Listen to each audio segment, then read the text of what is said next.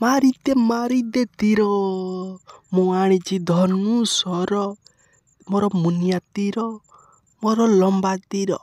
ବନ୍ଧୁଗଣ, ଏ ମୁନିଆ ତୀର ଲମ୍ବା ତୀର ଦେଖିବା ପୂର୍ବରୁ ଦେଖନ୍ତୁ ଆଣ୍ଟି କେମିତି ଲୁଚି ଲୁଚି ଆସିକି ଜଣେ ଯୁବକ ସହ ଖେଳ କରୁଛନ୍ତି।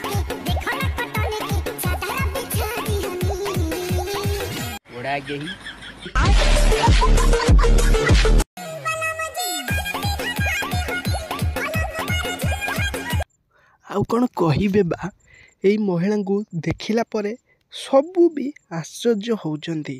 ପ୍ରେମ କରିଲ ଇଜ୍ଜତ ବି ସାରିଦେଲ। କ'ଣ କହିବେ ବନ୍ଧୁଗଣ, ଏ ଭିଡ଼ିଓ ଦେଖିଲା ପରେ ଆପଣଙ୍କ ମତାମତଟା ନିହାତି କମେଣ୍ଟରେ ଲେଖନ୍ତୁ।